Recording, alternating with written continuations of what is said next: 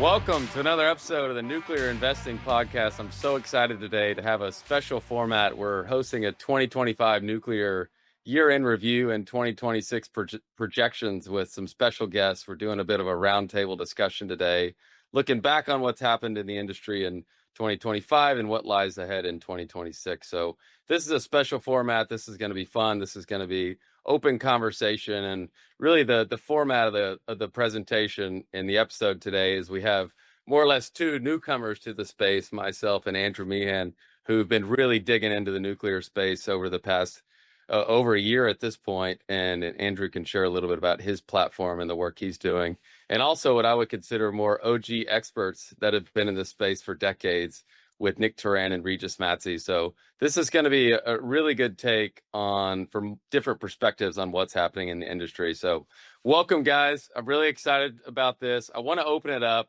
for really quick intros. We'll go, the order we're going to go in today is Andrew's going to answer first, and then Nick, and then Regis, and then I'll close up on questions, and then we'll move on to the next. So if you guys in that order can just quickly introduce yourselves, and then we'll jump in. Yeah, perfect. Hi, everyone. Brennan, thanks so much for having me. I'm Andrew Meehan.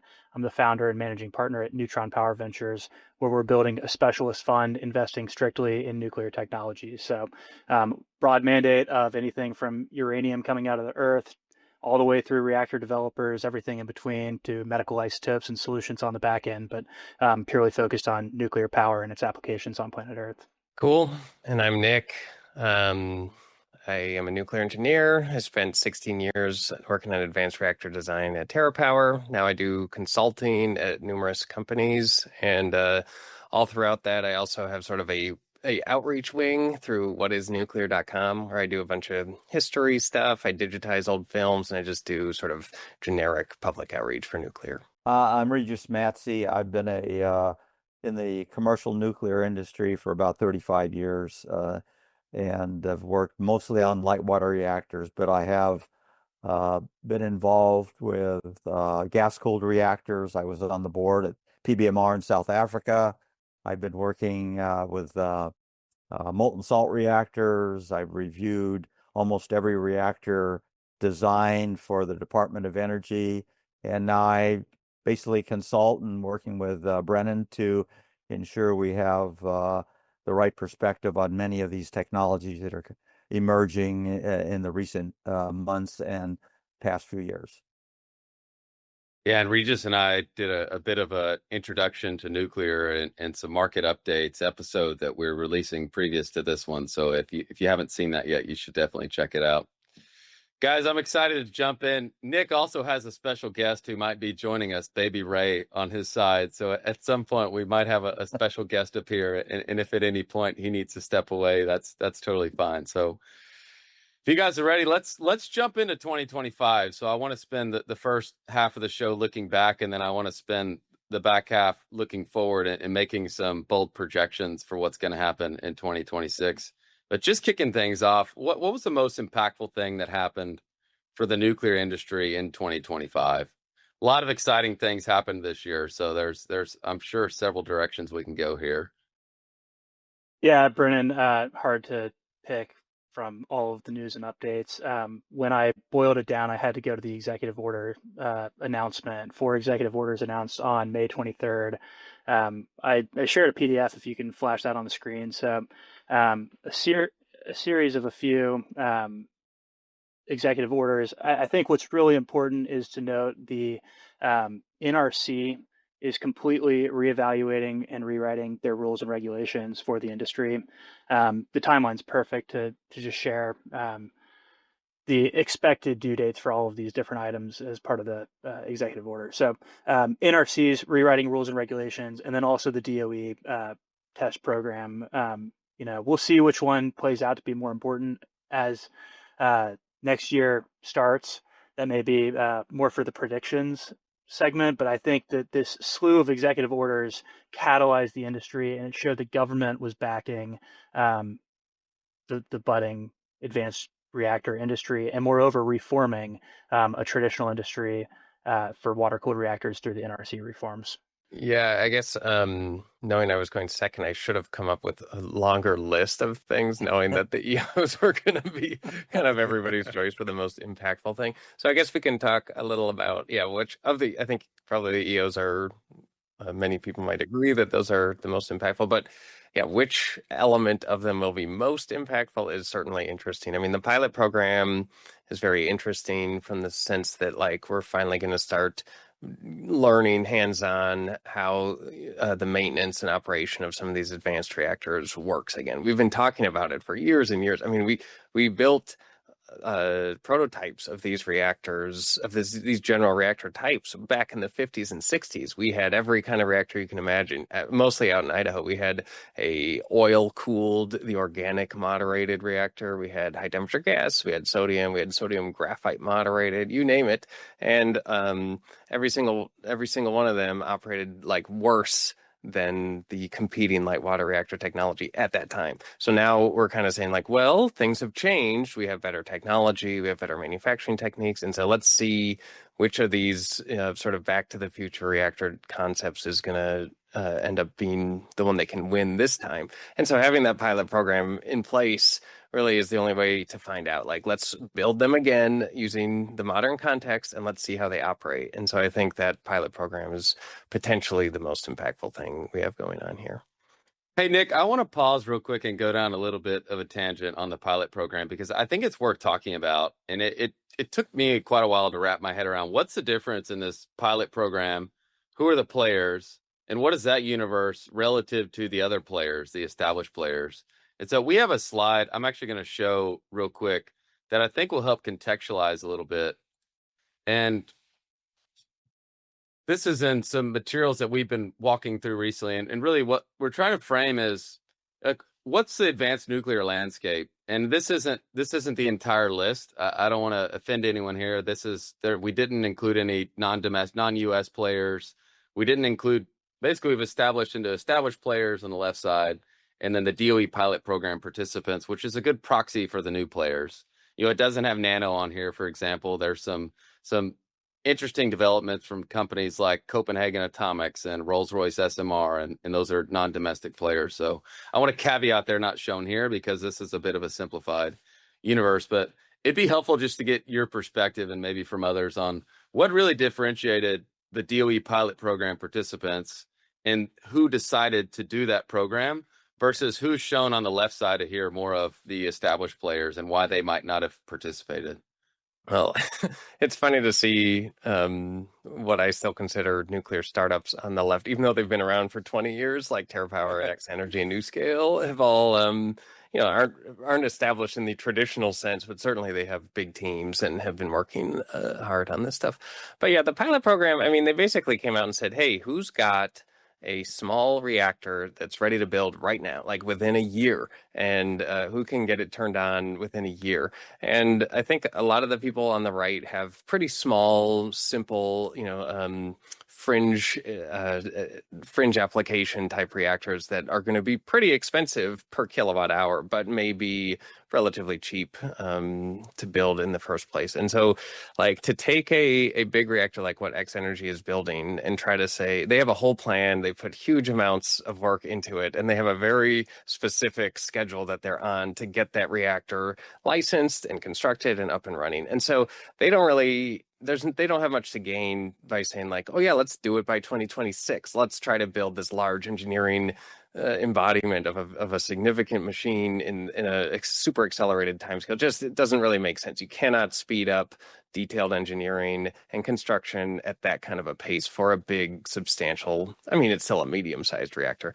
Whereas some of the folks on the right are kind of like, we're a micro reactor. We're 1 megawatt. Forget about 100 or 1,000.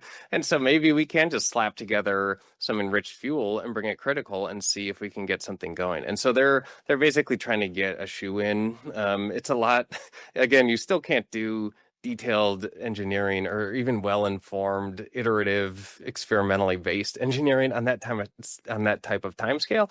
But I mean, shoot, going critical is no big deal, especially with enriched uranium these days. And so maybe they can kind of get on there and really get some hands-on experience with high radiation and with high temperature coolants. So That's kind of how I see it breaking down. Yeah, and just quickly, could you or Regis define for the listeners what does it mean to actually go critical? Because I think that is overlooked too. Like, what does it actually mean to go critical? Sorry. Yeah, sure, I can just briefly do it. It just means that when you do a nuclear reactor, you're establishing a neutron chain reaction where you have one neutron come along and it encounters a uranium atom which splits. That releases more neutrons which split the next atom nearby. And if you have your atoms close enough together and with high enough enrichment, then you can get a situation where that reaction becomes self-sustaining. And we call it critical. It's an old math term, really. But so you don't have to have a neutron source to split atoms anymore. The atoms sort of split themselves, and that becomes a self-sustaining chain reaction. That's going critical. And you can go critical without making power, which is one thing. You can go zero power or low power critical, which is basically trivial. There's a whole side of nuclear engineering which is dedicated to making sure that doesn't happen by mistake. The criticality safety engineers of the world make sure that doesn't happen by mistake. So it's much harder to go critical and make power in a sort of economical and easy to maintain fashion. But you have to go critical. You have to walk before you can run. So going critical is certainly an exciting milestone, and it can lead to all the hard part, which is figuring out how to make that nicely operable reactor product. Yeah, Brennan, go back to the slide you had on about the established and the newcomers.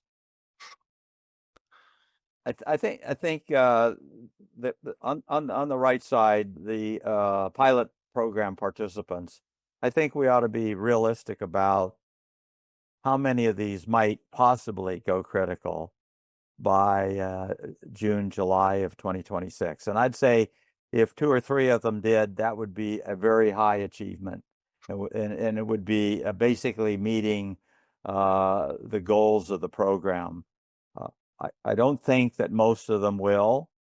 Maybe 1 or 2 years later, the majority of them could go critical. So I think the stretch goal delivered by the administration is good. It helps show the intent of kickstarting the program. But I think that if we're more realistic and achieve a couple of these going critical, then I think that we as an industry ought to be proud of that. On the other side of the coin, as Nick said, these quote established players, they have programs, projects that take multiple years, and we're looking for success probably around the year 2030 for the first of these to show new reactors going critical. And if we achieve that, I think we'll be very successful too, because on the time scale of reactor development, that's pretty quick, given the hurdles you have to go through if you do all the engineering, the licensing, and then the construction for an industry that has not done much construction in decades other than down in Georgia and South Carolina. So I just wanted to amplify on that aspect of this particular slide. Regis, you're teasing our 2026 prediction. Okay, let me go. Back to the coming back here, and that was a worthwhile tangent, I think, because there's a lot of people don't understand that. So I'm glad we talked about it. Back to the review. What to you, Regis, was the most impactful thing that happened in 2025? Well, I like the other two of our team. Difficult to pick, but I'm gonna skip the executive orders. I'm going to go to a couple other things. First of all, I think a very outstanding thing is the announcement of the restart of 3 reactors that have been shut down. 3 Mile Island unit number 1, Clinton, and Palisades. That will add about 3,000 megawatts electric to the grid in on the order of a couple of years. The fastest way that you can get nuclear on the grid. And I think that achievement is driven by the fact that the tech companies, in the case of the first 2 that I mentioned, are actually providing power purchase agreements, which give a solid financial basis to restart those reactors. And in the case of Palisades, what you've got there is the DOE loan program is providing the incentive to bring that reactor back online. So that's the first one that I'd like to say. I think the second is the fact that the tech companies, Google, Amazon, Meta, to name probably the highest known or most known companies, are both investing in new technologies and signing power purchase agreements, typically for on the order of 20 years, to give these on this slide some of the established companies. But anyway, the idea of they have a revenue stream through power purchase agreements that they can use as a justification for proceeding. And the final item that I'd like to say is the bipartisan nature of support, both at the federal level and now we're seeing it at the state level. I think there's almost every state but about 5 or 6, and you can probably name which ones those are from history, are all have initiatives to relook at nuclear and to provide funding to start planning at the local level, so that we can have more like a consent-based acceptance of new reactors. So those 3 things are really started in this year and have added to the incentives that the executive orders have provided. Yeah, the reopening, that's a good one. And the Microsoft PPA underwriting the 3 Mile Island one, Regis, and the tech guys getting involved and really helping to underwrite. Those are all great. I have to go with the EOs. mine was the EOs, and I heard Chairman of NRC David Wright speaking a week or so ago and saying that the executive orders essentially took the Advance Act and put it on steroids. It's for the first time in roughly 50 years, the policy environment's pointing at actual deployment and not just regulation. So I'll show just very briefly here, and then we'll move on, a summary of the regulatory tailwinds from executive orders. And there's the scope of the executive orders. I mean, showing number 1, speeding up reactor licensing. Number 2, adding 300 gigawatts by 2050. Number 3, faster reactor testing. Number 4, deploy for AI and military. Number 5, ramp up fuel production. 6, bolster U.S. workforce. 7, spent fuel management, otherwise known as waste. 8, expand U.S. exports. I mean, the scope of the executive orders is unforeseen. So it's, in talking to investors and really educating about what's happening in the nuclear space, there's arguably, and I argue this strongly, that there's nothing more bipartisan with more bipartisan support than nuclear energy right now. So, yeah. Any final words before we move on? This might take longer than I thought. This is good stuff. Okay, guys, let's move on. So which deal or partnership from 2025 do you believe will stand out the most 5 years from now? It's got to be UC Summer from my perspective. We learned a lot about how the industry is operating from that deal, and that there are a number of entrants in the market right now who are taking kind of a general contractor approach. And really what that deal came down to, from my perspective, is he with the largest balance sheet wins the deal. And ultimately, it's going to take worlds of capital. We've seen, reactor projects like Vogtle, scar capital markets, nearly take Southern Nuclear under with it. Westinghouse did go bankrupt because of that story. So the tremendous balance sheet required to bring AP1000s online was shown through that VC Summer transaction. Yeah, that one had some controversy around it. We won't get into that for now. Yeah, some folks were upset. Yeah, I was going to say the same thing. I agree. I think that's a really big one. That's the most farthest along under construction reactor we have. So if you're not talking about restarts, then rebuilds are next on the list.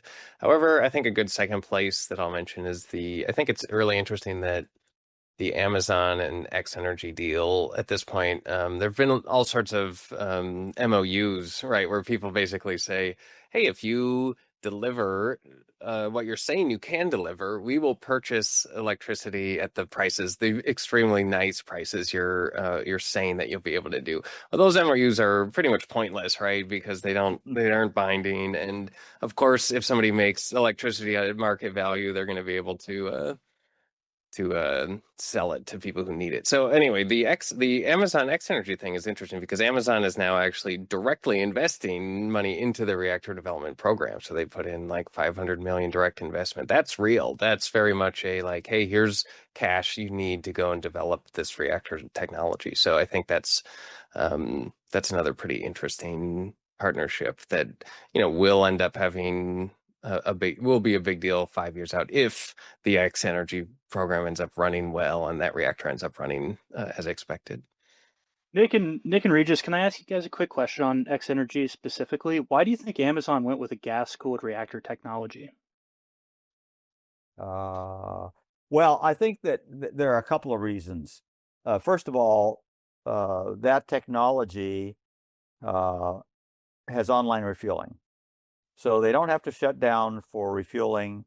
They only have to shut down for maintenance. And the other aspect is the size of the reactor is small enough that they're going to deploy a set of reactors at a site.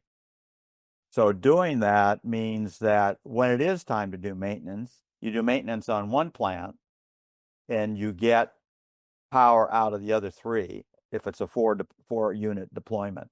So there's a continuous power going on. And if you think about how that might fit databases and the need for that, of course, the X Energy technology, being a high temperature gas reactor, has the highest heat output of any of the technologies.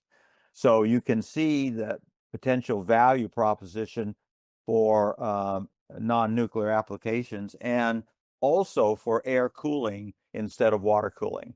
Typically, higher temperature heat rejections allow a more efficient air cooling. So you've got all these different things that could play in for a data center application, for almost any sites that don't have the water cooling, the 24/7 365 electrical supply. So all these things I think fit into the model of what a tech company might want. Yeah, and just to continue, I mean, so interestingly, molten salt reactors also can do, I think, all of those things, and except maybe go to super high temperatures. But there's also an element of like technology readiness that I'm sure Amazon is considering. We have quite a bit of experience building and operating gas-cooled TRISO-fueled reactors. We built, roughly a dozen of them. In the old days, TRISO was invented in the late 50s. So there is there's a little bit more technology readiness on the gas-cooled technology than some of the even more exotic things like molten salt. But they also have to be believers, right? So they believe that the technology promise of the gas-cooled reactor technology will be able to achieve what they say it will. There are reasons to worry about that. You look at our last gas-cooled reactor here, Fort St. Vrain in Colorado, operated terribly. It had a 15% capacity factor, not because it wasn't safe, but because it was difficult to maintain, difficult to operate. So Amazon is saying, like, we believe that nowadays it is going to be possible to do better than the people did back then in the 80s. And they're kind of saying, and we just don't care enough. We don't like the water-cooled traditional technology that well, even though it's proven to be reliable and sort of reasonably able to be built. So there's an aspect of believing a little, but not all the way in terms of like choosing sort of a middle of the road advanced reactor technology. Yeah, if I could add a supplement what Nick said, I think the use of TRISO fuel in any of these advanced reactors gives another element to the safety aspect of the plant, because the TRISO in essence is the containment for fission products or potential radioactive release. So the site boundary of the X Energy plants is going to be the emergency boundary for any type of emergency planning.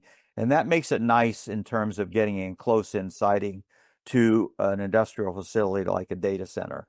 And I think that could be another aspect of why, if you take all the things you want to put a check mark on, that might be another aspect of why they picked that technology.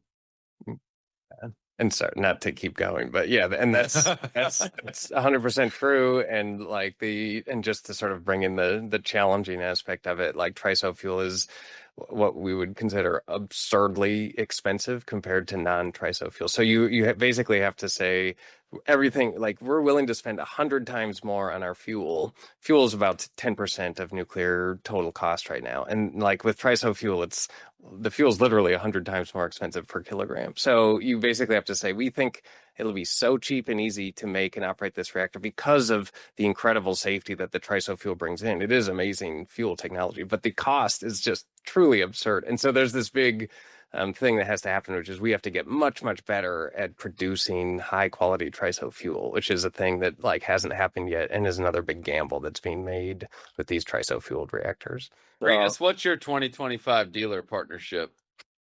My dealer partnership is the X Energy and the Dow deal down at Seadrift, Texas side of the Dow plant. And the reason I say that is it shows, it's going to demonstrate that nuclear reactors can do more than just produce electricity. And there are so many applications that would reduce our carbon footprint by using the high temperature heat for industrial purposes. And I think that is a game changer if it all works out and if it's economical, and then we can start decarbonizing industries like fertilizer industries, the steel industries, and there's probably many, many more. But that's a good example of some of the industries that can be decarbonized through the use of high temperature heat. Certainly. And then I'm going to go with the U.S. government's announcement of their deal with Westinghouse, committing $80 billion to the deployment of AP1000s. And this seemed a bit controversial. I don't find it controversial. And Regis, we've talked about this. When you think about $80 billion in the context of the quantum of capital that needs to be deployed to support an additional 300 gigawatts of deployment to hit the targets of getting to 400 gigawatts by 2050, it's a fraction of, so there were some commentary around the U.S. government has picked a horse. The U.S. government has picked a player in the nuclear space, and nothing could be further for the truth. I mean, what they're getting behind, and what the Loan Programs Office, now the EDF, the Office of Energy Dominance Financing. Is that right, guys? Did I get it right? Sounds right. We're working on it. Yes.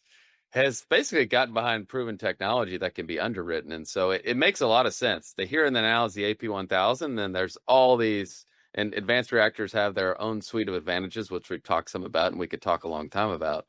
But I want to just show briefly, I think the terms of which, this deal probably wouldn't have gotten done in its current form under a different administration. There are some deal-making components of this, but it's from looking back 5 years from now. I don't think this is the first of these deals with Westinghouse, and I don't think this is the first of these deals with the U.S. government. I think it's the government establishing some sort of a framework. And at the bottom of this slide actually says this creates a quasi-public stake in America's primary nuclear vendor, a structure that resembles a strategic national energy enterprise. So, it's not a state-owned company, and it's also not fully private. And so the terms of this are interesting. I mean, it just on the bottom half of the slide, for those who are watching, you can see that in exchange for committing to deploy the $80 billion, the U.S. holds a 20% profit sharing participation interest above $17.5 billion in Westinghouse's profits from the fleet program.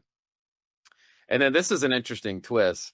And I believe this will materialize, which is part of why I think 5 years from now this will be meaningful.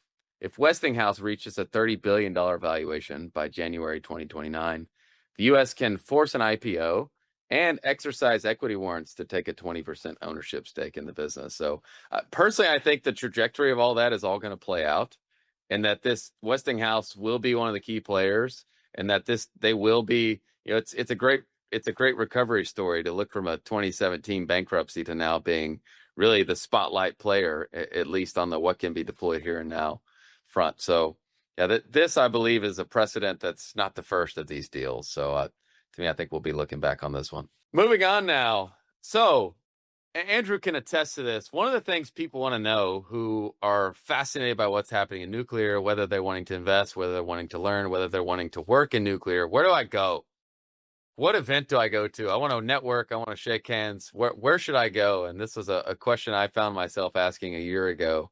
And so what for you was the best event or conference that you attended in 2025? What was your favorite? I struggle to choose between two. So I attended the World Nuclear Symposium in London in September, and then attended the Texas Nuclear Summit in Austin in October the following month. Both were fabulous. Texas's summit was much more focused not only on American nuclear, but on building in Texas with the tagline "Time to Build." But the World Nuclear Symposium, I would probably go with that as my top pick.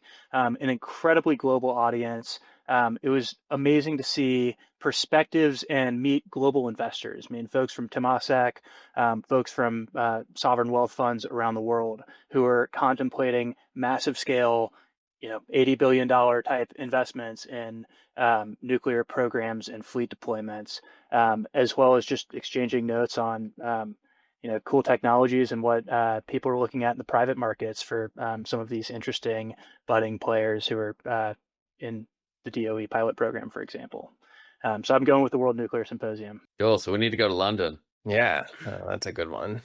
So my favorite that I went to, it's not very repeatable, but I went to there's a nuclear investor defense and tech summit hosted at Mar-a-Lago in January, put on by something called Valerian Space Ventures, which is pretty interesting, pretty unique. I kind of snuck down into that one. And a lot of the kind of smaller folks were there, and a lot of family office investors were there. It was really interesting to see a guy get up there and talk about basically tabletop fusion in space. And there were like 3 different companies who wanted to mine helium-3 from the moon, which is really just kind of weird. But then all these family office investors were like, oh, that sounds great. Like, I should put money into this. Like, so it's really just like a fascinating look at sort of where investors are in terms of like wanting to get into anything nuclear at all. So that was interesting, at least. And then I'll mention I always like going to the American Nuclear Society conferences. These are like the professionals conference, and I like them because I know a lot of people in the industry, and I do like basically hallway sessions where I meet up with people across the industry and have useful and interesting discussions with them. I will say I think the format should be updated of any professional conference to sort of, now that we have kind of the remote era, like we should pre-record presentations and just put the presentations out, and so we can all like watch the presentations that we want to see. And then the conference, when everybody comes together from around the world, should be basically all hallway sessions. Like, it should be just like people hanging out and chatting about specific topical areas. So that's kind of I wish that existed, and if it did, that would be the best conference. Yeah, there needs to be some hacks for conferences published, because I find you go, everyone loads up on coffee in the morning, you have these great conversations, you listen to the headline presentations, and then you're pretty drained, like your social battery starts to drain. And then they serve this big heavy lunch. You're hungry, so you eat lunch, and then you just crash. Yep. And then you go into like a really obscure session about something that you don't really you don't totally understand, and it's like, but like there's all these people from around the world like sitting right next to you. Like, what a missed opportunity. So exactly. So yeah, maybe we need to come up with some nuclear conference hacks. Will evolve. Yep. Regis, what was your favorite? Well, my favorite was the NECX 2025 conference in Atlanta. And let me tell you why. First of all, it was the first time ever that the American Nuclear Society and the Nuclear Energy Institute had a joint conference. And what that did is that brought the two typical audiences of those conferences together. So you actually had utility executives, and there were a lot there. You had tech companies, you had developers, and then you had some typical ANS type people, which are laboratory people, professors. So it brought together a much broader spectrum of people to participate. And I was there with Brennan, and we heard an amazing lunchtime presentation. And I think a lot of people were a little bit spellbound listening to that presentation. So and you wouldn't have got that kind of reaction at a typical ANS meeting, and I don't think you get that kind of reaction at a typical Nuclear Energy Institute meeting. So I think these kinds of joint meetings where you've got end users, you've got developers, you've got investment companies, you got everybody together, they listen to each other, and I think you get a better feel for what's coming next, where the areas you might invest, etc. Yeah, Regis, that was with the Amazon Climate Fund presentation talking about their deal with X. And luckily our heavy lunch hadn't settled in by then. We were still alert. Yeah, Regis, that one was great. So I'm born and raised in Texas, so I'm a bit biased. The Texas Nuclear Alliance, what they've created, what Reed Clay has really spearheaded there is incredible. And that event, I would say it's fun. Like the culture they built around coming to Austin and really wanting things to be built here. It's a fun conference, and it's only the beginning there. So that was my favorite one. It's a great event in Austin. Everyone should go to that. It was sold out this year. I'm sure next year they'll expand the capacity. The next one in Atlanta was great. I mean, it's the most professionally curated. Like they've been doing it for a long time. And I'll give a shout out too. Regis and I both called in to the new nuclear capital, which was more focused on financing new nuclear. And that was in New York about a week ago. Andrew, I think you attended as well. That was an incredible lineup and content. So a bit under the radar. It was a smaller one of the slides I referenced earlier, actually from Pillsbury, one of the hosts. They had an excellent presentation and some great content and lineup there. So that's one that I would love. I'll plan on going to in person next year. I wasn't able to because of scheduling, but that was a great one as well. So, guys, further to that, we have the conference piece. Now I want to talk about literature. What was the best presentation, podcast, white paper, piece of content you saw this year that you'd recommend? Because I have people text me all the time. Give me a book. Give me an article. Tell me what to watch. So let's help people out a little bit. Point them to something that was helpful from this year, or even that you discovered this year that you found really useful. Yeah. If you don't subscribe to Doomberg already, subscribe to Doomberg. Really helpful way to get it. Doomberg's very much energy focused, but great framework for understanding energy in the world. So highly recommend Doomberg. One of the podcasts I've been listening to as well is the Catalyst podcast with Shale Khan. He had a meeting with a former energy exec at Microsoft. I'm blanking on the name. And they laid out the framework for what is called the watt-bit spread. And I think that's a term that everybody who's thinking about investing in nuclear should understand and know. The watt-bit spread is the idea that the value of a bit of compute and the value of a watt of energy has a difference in value. And the larger that spread is, the more investment we're going to see from data centers wanting to build nuclear and being able to pay more for a megawatt hour of nuclear to turn that into a bit of compute. So highly recommend. I think it came out December of 2024, that podcast originally. So I listened to it earlier this year, and it has provided a really helpful framework for understanding investing in energy assets across the board as we look at hyperscalers. If you look at the projections for electricity and energy demand, there are multiple sources driving the increased load growth. But I frame hyperscalers as the catalyst. They're the ones willing to pay the most for new energy coming online. And so that's really important framework to keep in mind when reflecting on investing in the space. Nice. Yeah, and I think in terms of podcasts, maybe I'm biased, but I really like the Decouple podcast from Chris Kiefer. I've been on it like 7 times for one thing, but that's not why it's good. I mean, there are lots of really interesting interviews on there. Chris brings in very interesting people. He has a pretty good trajectory of sort of what he believed at first and what he believes now, and he's like a useful skeptic. He tries to call people out on very unlikely claims, and he likes to drill down into some details. But he finds pretty interesting people. Like he found a guy who had worked on like a bunch of the Russian maritime reactors and went into some detail about like what the Russian maritime nuclear program was. So really kind of fun stuff.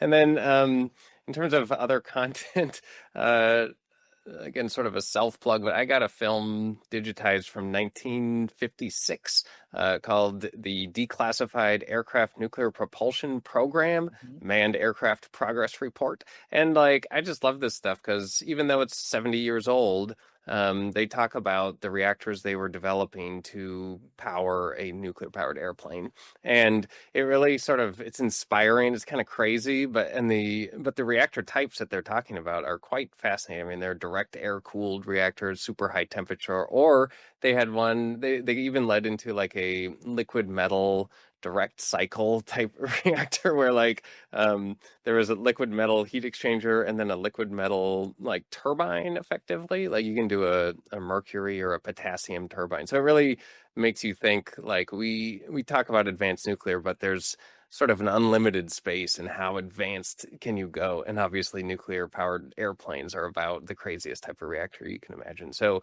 just getting that stuff digitized and putting it out there on YouTube has been fun and sort of exciting for me.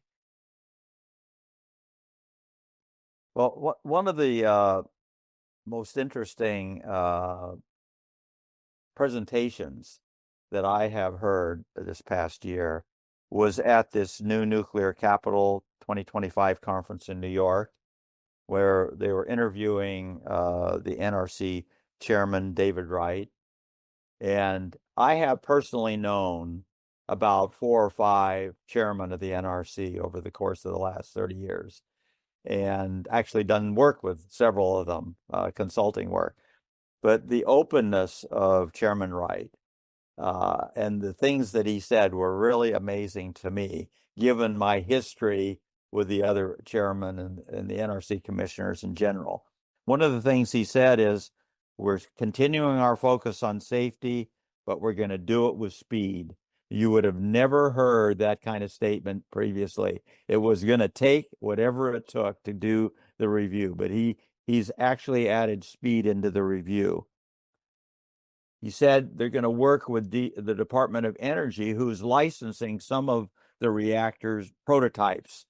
And he says we're going to work with them so that we don't duplicate any of the effort that they have put into this and any of the documentation that's been reviewed, et cetera. And then again, that's an interesting change in philosophy, because in general, the NRC would expect to use their let me say, outlines of documents or review guides, et cetera, to go through their standard stuff. To be saying they're going to work with another government agency and not duplicate is really great. And then the other thing that he said is that there are almost 50 reactors which they know are coming down the pipeline and anticipate reviewing for regulatory review. They've got something like 15 or 20 already with at least pre-application, if not some of the more developed designs, which already have construction permits. But there's something like 25 or 35 in the wings that they've heard about that haven't even put in pre-application review. So the workload of the NRC, as they see it, is going to be tremendous. And the final thing he said is, we're losing people. Yeah, I was going to say. We're losing people to retirement, and we're losing people to these reactor companies. So there's going to be a huge challenge and a need for the quick reviews, the more streamlined reviews, just to possibly handle all of that analysis and safety reviews of all of these reactors coming down the pipe. Yeah, it's tricky. When he said that, I was like, man, what a conundrum, because you think about the commercial incentive for if you have a new reactor startup, what do you go do? You go hire someone out of the NRC, DOE, NRC. What is the financial comp structure of going and working for a startup and having equity in a high flying frothy space versus and when he said that, I was like, that's a real problem. And that's I heard recently too, the 25-year-olds or 10 years from now are 15 years old right now. And so like the issue at the NRC too is like those people have decades and decades of experience. It's not like they're straight out of school or anything. So yeah, that'll be interesting. Nick, I want to fire up your movie over the holidays. Get some I got 45 of those on that playlist. So yeah, I'll send you a link. That's awesome. And where do we find the playlist? Is it on It's on YouTube? YouTube. Yeah, if you go YouTube and search for like what is nuclear, I think that's the channel name. There's Right. like 45 recently digitized incredible films, all from the National Archives. I found this trove of 16 millimeter films, like film reels in a basement at the National Archives. And I've been Oh my slowly gosh. getting them digitized. They're really tons of fun. That's Um, awesome. but on the NRC point, I mean, I think it is a real challenge, and like, how can these companies? I mean, reviewing faster is one thing, but also if the companies can get better at delivering high quality submittals, that would also be very helpful. So I think there's a huge opportunity for the companies out there to kind of get together and come up with basically a unified set of reactor safety analysis procedures, quality assurance procedures. There's lots of requirements and regulations that are shared, but people should just get out there and put out basically open source quality assurance procedures that everybody can share and use. And then the NRC, if they're very high quality and everybody starts turning in high quality stuff and has a really high quality QA program, that'll make the reviews that much easier. And so that may be a way to kind of offset this issue where there's fewer and fewer people who know what they're doing. Just make sure you send in like super high quality material in the first place. That's something I've been kind of harping on for a while. Yeah, another aspect of reviewing all these advanced reactors is that the myriad of documents that the U.S. Nuclear Regulatory Commission uses are all light water reactor based, and they're based on 30 years of 40 years of review on light water reactors. So when an advanced reactor puts in for an application, uh, they're reviewed against that criteria right now. And they can say, okay, these things don't apply, but then they have to justify why it doesn't apply. And then they have to offer alternate criteria. So that is a laborious process in its own right. So there are two initiatives right now, 10 CFR Part 53, which is supposed to be for these advanced reactors. Unfortunately, it's been in the workplace being developed for at least 7, if not 10 years. And I think it's going to be too laborious.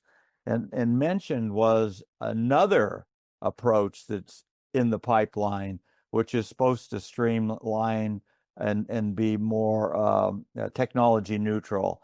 So I think that we need to get one of those or both of those to the finish line so that these advanced reactors can cut out all of these, let's take exception to this current regulation or this criteria, which don't apply because we don't have that system or that part or piece in our design. So I think that will be a extremely important aspect, particularly for those that haven't even started the review process yet, and they're down the line a ways. Yeah, a lot of continued change we suspect at the NRC. Certainly moving in the right direction. I'll finalize this one. To me, this was not released this year, and I discovered it. And when I discovered it, I thought, man, I wish I would have discovered this earlier. The DOE liftoff reports are excellent. And there's two reports. There's the original report and these are about advanced reactor deployment in the U.S. And the original report in 2023 was focused on advanced reactor deployment, but it had this decarbonization angle, which was a bigger priority at the time. And then the 2024 update came out, which was spearheaded by Julie Kozracki in the now EDF office. And it very impressive. Had conversations with her. She's her views on the DOE's involvement and drawing a line between what's deployable and what's not deployable is very thoughtful. Anyways, those reports are an excellent primer on the opportunities and the practical needs of what actually needs to happen to deploy that much infrastructure, and also the headwinds. So the updated version brings in some updated learnings from Vogtle 3 and 4, which were brought online in 2023 and 2024, and also bring in a renewed angle and urgency around AI and power needs. So I found those to be an excellent resource, and I recommend someone that's wanting to dig in to start there. It's a great starting point and something you can spend some time on with a lot of really good data in them. Okay. And Any follow up there, Nick, before I move on? yeah, sorry, can I add one more? Yeah, So, sure, go for it. so people ask me this question all the time, like, where can I go read? So I actually made a list and put it on my website. It's called the What is Nuclear reading list.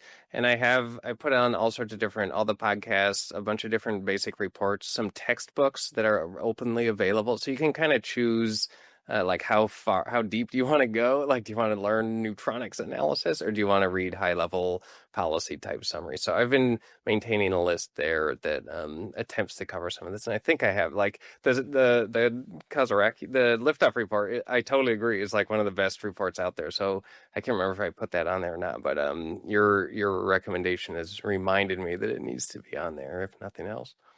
Well, we'll definitely check that one out, because as recently as a few days ago, someone messaged me. They're like, I want to learn about nuclear. Yeah. Where do I start? And I'm like, yeah. It's a good question. Yep. Okay, guys. So moving on here. Last question for 2025, and then we'll move on to 2026 projections. Which decision or announcement from 2025 do you believe will either age extremely well or extremely poorly? And you can pick one side of that. You can't pick both. You can pick one side of that. Yeah, I think that a lot of the go public decisions will age poorly for companies that have opted to do that this year through a number of mechanisms, whether that's despacking, APO. So I won't name any names there, but I think that, there's so much capital in the private markets that are interested in getting into this space that it becomes somewhat concerning when companies are turning to the public markets to raise capital in that way. I also want to point out one specific announcement to bring kind of a new light to the Nuclear Investing podcast of a fusion announcement that was announced this year. Commonwealth Energy put out a publication earlier this year that Google has signed a power purchase agreement to buy 200 megawatts of fusion energy from a reactor in Virginia sometime in the early 2030s. So we've got about 10 years to see age on that, but I expect that announcement will age poorly. Okay, there we go. I was going to say, Regis, would you like to respond? But I think No, I'd love to jump in early on this one. As you and I, Brennan, have talked about, fusion has been 50 years in the future for the last 70 years, and it's still decades in the future. Right now, we're still trying to prove that you can get a sustained fusion reaction that puts out more energy than it takes to ignite it. And that's just testing the feasibility of the fusion process. The engineering challenges of making that into a practical economic power plant are enormous. And I think that those are not really discussed in detail.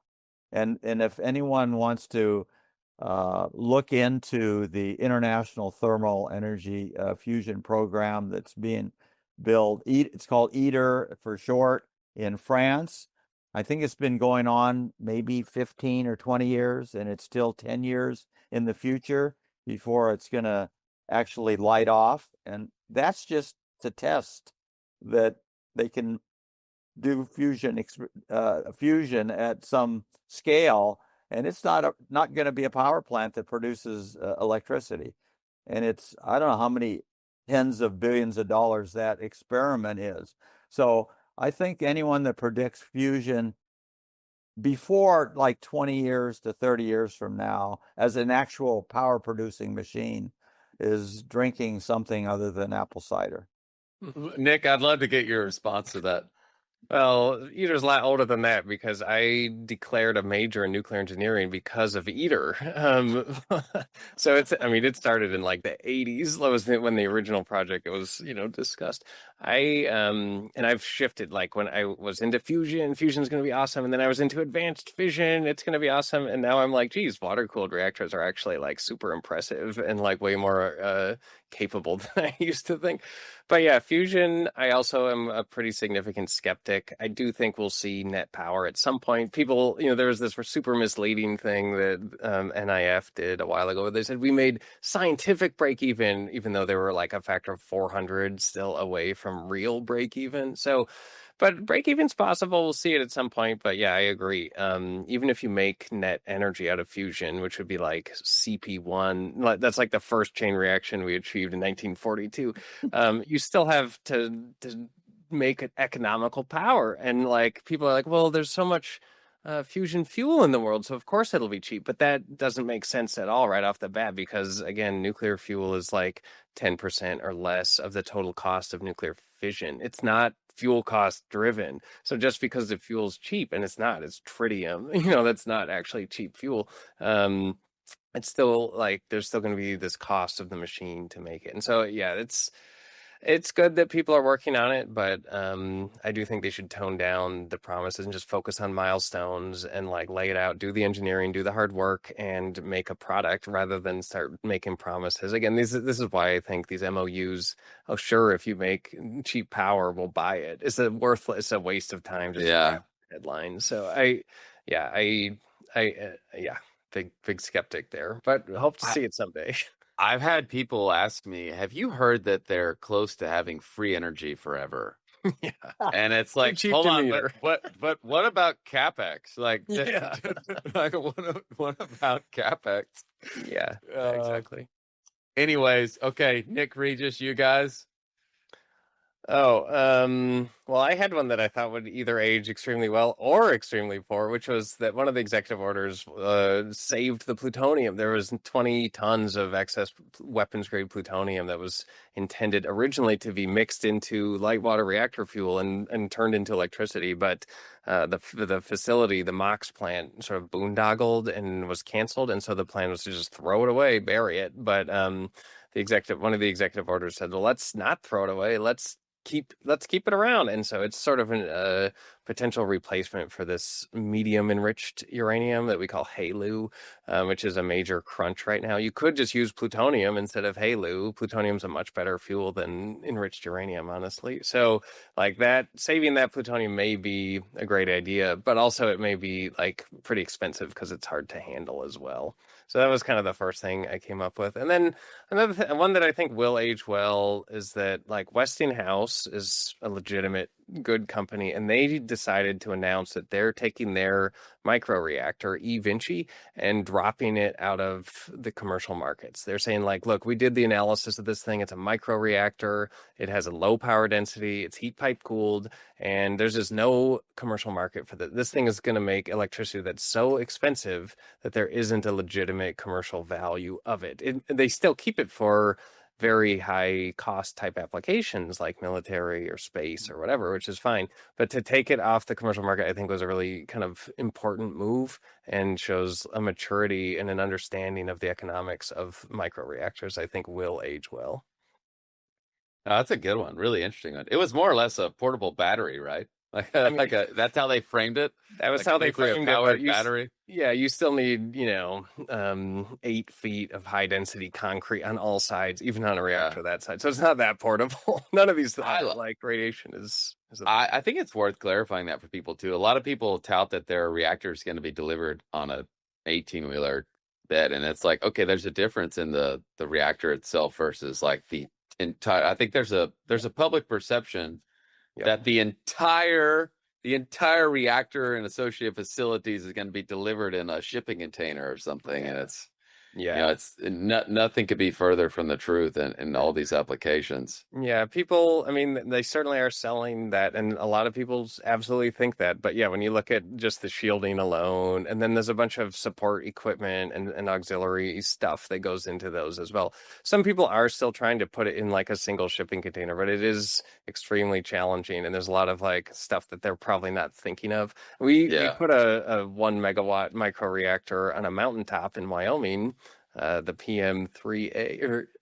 the PM1, and we flew it there in an airplane in shipping containers, but it actually took 17 C-130 flights to bring the whole microreactor there with all the auxiliary equipment and stuff. So yeah, you can make it a little bit smaller for 1 megawatt. for 1 megawatt. Yes, that was 1 megawatt electric. They used the thermal power to heat the facility. It was a radar station up on a Wow. frozen mountain. But yeah, we can make some things a little bit smaller. But like that was a real reactor with all the systems needed, all the different chemistry, cleanup systems, filters, and so on. So like, yeah, it's not just a core and a power. It's not just a core and a turbine. There's a lot more that goes into a nuclear reactor. Yeah.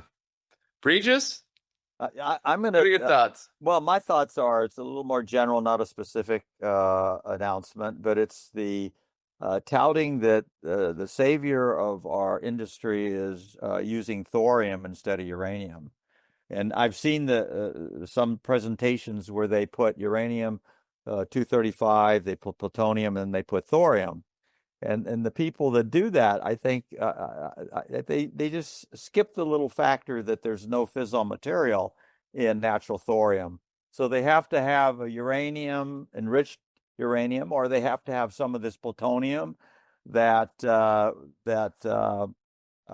Nick just mentioned as the fissile component. So the other aspect of that whole thing is there's all this infrastructure developed for the uranium fuel cycle. Obviously the mining, and then the milling, and then the conversion, and the enrichment, all that stuff. And there are analogous parts that you have to have for the thorium fuel cycle. And the worst part of that is you have to reprocess to get the bread or converted uranium-233. So when people say they're going to use a thorium fuel cycle because thorium is so abundant, I think that's not going to age very well. I think that's going to have a real problem getting off the ground for so many practical reasons. As we could debate this for 10 minutes. I want to hear from both of y'all. I want to let's keep it short and punchy, but I do want to hear responses on this because it's a good topic. I just have to very briefly say, like, yeah, I've been harping on that for over a decade, and I got so mad at all the people saying it that I put together another little thing. If you Google thorium myths, I have a thorium myths page from 2014 that just totally dismantles all the sort of BS that people say about thorium, including what you just said. There's 6 other things that they say, like why they're going to use thorium and why it's better, but it's like almost all just a myth. So anyway, I couldn't agree more. So mine is a little bit different angle on this. I'm going to go with Secretary of Energy Chris Wright, who has gotten a lot of heat from people thinking he's just an oil and gas guy. I think he has been incredibly thoughtful in his public campaign and posturing for nuclear and also posturing against renewables in their use case for baseload power. And I'm going to invite some criticism here, but it's very important that the public understands that renewables, wind and solar specifically, have a use case. They have a use case. They belong in the mix. And they arguably don't belong in the mix as much as they've penetrated into the mix as a result of subsidies. That it is very practically challenging to deploy renewables alongside batteries as a sustainable solution for baseload power. And baseload power is really the only solution for powering data centers and AI, which is the driver, the biggest driver outside of all the ancillary use cases for the significant incremental power needs. So someone had to do it. Like, I respect him so much for the public posturing on this, and it's invited a lot of criticism from the renewables community. And I'm going to openly, again, invite some criticism here. This is one of the few areas that I believe Elon Musk is wrong. I disagree with Elon Musk on his views on solar powering the world. And Elon was recently on Rogan talking about this, and I just fundamentally disagree. I think it's easy to get trapped in this theoretical mathematical exercise where the math works versus the practical piece. And Elon's view is essentially that you could power all the world's electricity needs with solar. There's enough land mass and there's enough power density to do so. And you could do it in a cost-effective enough way to essentially meet all of our power needs with solar. And those who believe that's true should drive out to West Texas and see how pleasant it is to drive through the tens of thousands of wind turbines and the thousands of acres of solar farms which are just a small fraction of what needs to exist to make any sort of a dent in creating a baseload solution for renewables. And I'm not even talking about all the rare earths that need to be mined in countries and ignoring the political regimes in those countries associated with extracting those minerals and the treatment of the workers. And there's so many variables here. So I think that anyone that believes that all our needs can be met with solar are stuck in a mathematical, theoretical exercise and have not really landed in reality. So that's my view there. I think energy density is something everyone should go look up. You should look at energy return on energy invested and understand how that works.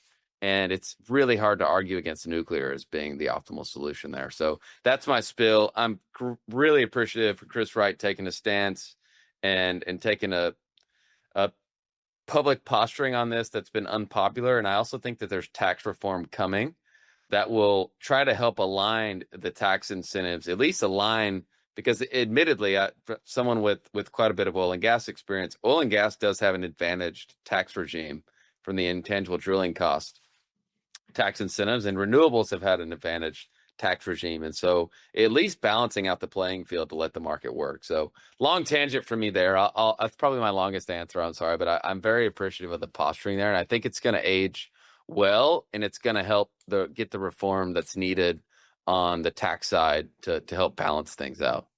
Yeah, and I think that other issues besides land use with the renewables are the NIMBY aspects, not in my backyard. Almost anywhere you go, except maybe places like West Texas or Kansas, where there's lots of land that isn't being used or could be used for this. If you're in New England, nobody wants wind. They don't want onshore wind. They don't want offshore wind. There's many places like that. I appreciate the mining aspects of getting the minerals you need. Another big aspect is the disposal. People haven't thought through the disposal of solar panels and the big wind turbine blades, etc. And then the final aspect is when Elon Musk or other people say this, that you could use all renewables, I think they're almost always talking about one of two or both: massive transmission capacity and battery storage. And both of those have serious issues, both NIMBY and cost, and in the case of batteries, disposal. So I think you got to look at the whole, what I would call the life cycle aspects of these kinds of approaches that people put forward when they say they can do all of our electricity needs with renewables. Any final thoughts there? Any final thoughts there, guys? So one is a pushback of, I totally agree. Recently I've heard ideas of, oh, well, we'll put data centers in space. We'll use the Falcon Heavy to launch data centers, and we'll have solar panels array with 6 times their radiance up there. And, it's a very cold environment on the dark side. And so we've got cooling solved. And, it makes me pull my hair out when it's like, we've got we've got fissile materials here on planet Earth, and we can build everything right here, yes, in my backyard. A one layer of nuance that's, caught my attention this year is the battery piece. And, we're talking about nuclear and AI data center build out. And one of the really important layers that's not discussed widely, especially of, we're going to have all these data centers, we need more nuclear, is the fact that these data centers, especially inference data centers, have incredible voltage volatility. And so it's not a predictable voltage profile of the energy consumption from these data centers. And so it doesn't matter if you're using gas, coal, wind, nuclear, whatever, you don't have a generator on Earth that can match voltage volatility that we're seeing with these inference data centers. And so batteries are going to be a key component of the data center build out to add a layer of capacity so that you can match voltage requirements on demand with your many generation sources. So I do think batteries is a really important component of the future, not necessarily of the energy production mix, but of the grid landscape. As we see these hyperscalers build out, we're going to need capacity layers that can match voltages on demand. Yeah, especially now as a bridge. I mean, we need all the help we can get, and batteries are going to play a role, certainly. I was in an Uber this week, and that we were talking about nuclear, of course, and the it's great to talk to someone who knows nothing about nuclear because it really forces you to challenge your own understanding. It's like, if I can't explain this in a simple way, maybe I don't understand. And he said, I heard that all the Chevy Bolts that got recalled, they're going to take those batteries and basically they're going to be able to store enough energy to power all the data centers. And that's reality. Like, that is the public perception that's living in his brain. And, you can't fault the guy because somewhere he read that to be true and he believed it. So, yeah, I share that because it's an interesting view that at the end of the day, we have an education problem. And we need to continue educating everyone around us, and the public needs to be educated on what's happening in reality. So, I just respond a little. Yeah, jump in, and then we'll wrap up. We'll wrap up 2025 and move on to 2026. Yeah. No, I mean, I definitely agree, like, in principle, that, like, there are challenges in renewables that people aren't usually talking about, and that's why I work in nuclear. Like, but I see it as sort of a race, because if we can't bring the cost of delivering nuclear down, well, I mean, yeah, renewable prices have gone way up, but if we can't, like, actually deliver, the promise of nuclear is excellent. It's perfect, but we have not been good at delivering nuclear, at least in the West. China and Russia are good at it. We know it's possible to do. The Koreans are good at it. But, like, we, in the Western civilization, with Western democracy, we have NIMBYism as well in nuclear to the nth degree. Like, when you try to site a nuclear waste facility, even a interim storage, the outcry from neighbors is unbelievable. And so, like, we still have to face these issues and resolve, nuclear construction issues and NIMBYism before we can kind of claim that it's actually better at scale. There's this really interesting hypothesis that this guy Charles Komanoff wrote a book in 1980 called Power Plant Cost Escalation, and he does a deep dive on, like, why nuclear plants got expensive. And he basically came up with a hypothesis that's like, look, the cost of any energy source is roughly proportional to its fraction of the electricity produced in the country. Because when you make 50% of your electricity from coal, you start seeing acid rain. And then so you have to install all these bag houses and whatever on the coal plants. That makes it much more expensive. When you start making a bunch of nuclear plants, well, you start having 3 Mile Islands and Salem Atlas and the Browns Ferry fire and all these nuclear incidents that caused retrofits. We went back and we made the nuclear plants much more expensive by adding additional redundancy, additional safety systems. And so it's really this interesting, and now we just saw it with renewables, where when we added a ton of renewables, all of a sudden prices went up. You have to add huge amounts of storage, and it became very expensive. So I think it's just this, like, universal rule that, like, as you make more of a thing, it just gets more expensive because of NIMBYism and all these other things. And so it's still an ongoing race. Like, nuclear hasn't won yet, and we have to work really hard to make sure we deliver well-running, easy to construct, easy to operate reactors in order to actually win this. Yeah, I totally agree. It all sounds good. We got to start building. Yeah. Guys, we need to wrap up here. This has been fun 2025. We're going to take a short break, and then we're going to come back and dig into 2026. Guys, it's been an awesome conversation so far. We've gotten carried away a little bit on some of our responses in a great way. There's a lot of dense information here. And so what we've done is split this into 2 episodes. The first episode being the look back of 2025, and then we're going to have part 2 of this episode being looking ahead to 2026. So lots of thoughtful conversations ahead, and make sure you tune in to our next episode to hear the back half of this conversation.